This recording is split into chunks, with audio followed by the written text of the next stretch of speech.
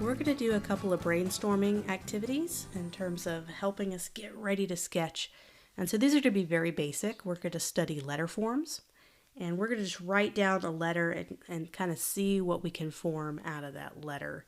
Lots of different things. We're not going to really do one specific company. We're just kind of brainstorming ideas here just to get us started for when we're ready to sketch. So let's start off with the letter A. So we're going to do A. And so we kind of have this crossbar in the center and two legs going down the right and left side. So trying to see what can we make out of an A. What are different ways we can sketch an A and it still maintain its readability? So what if I were to fill in this top triangle? Does it still read as an A? What if I were to have one leg go down and have the crossbar go all the way across? Kind of reminds me of the Aerosmith logo, but that's where they kind of came up with that. So what if we stopped the A short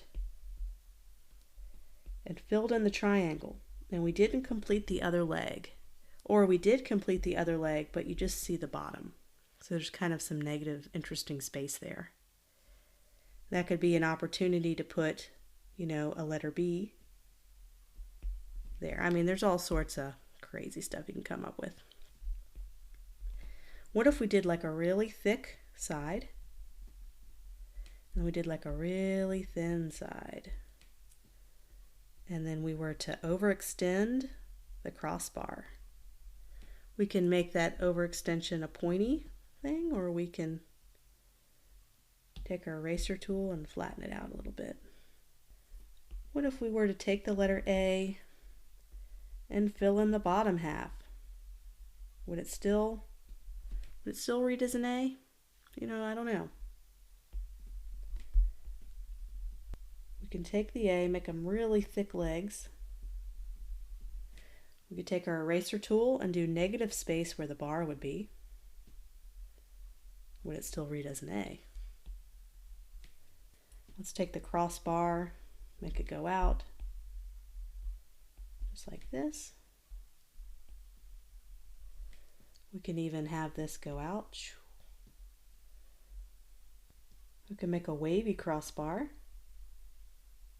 That kind of gave me, where I got to the wavy crossbars, I kind of went up on this one right here. And that kind of gave me the idea of, what if we do kind of this really interesting wave? So see how one idea kind of leads to another? That didn't quite look as good as I thought it would, but I think with some time I can work on that one. So this is just the letter A, and we can keep going and going and going. And this is just some little sketching exercises to kind of get me started, because the worst thing to do is look at a blank canvas and be like, now what? But if I can take some letters and explore letter forms and kind of see what I can come up with, it kind of gets my creative juices flowing. It gets me a little bit into sketching. It's just a little exercise to help get you excited and into sketching. We could do the same thing with the letter B. So what makes a B a B? So we have kind of this straight leg, and then we have these two closed counters, or these two closed areas. They're completely closed.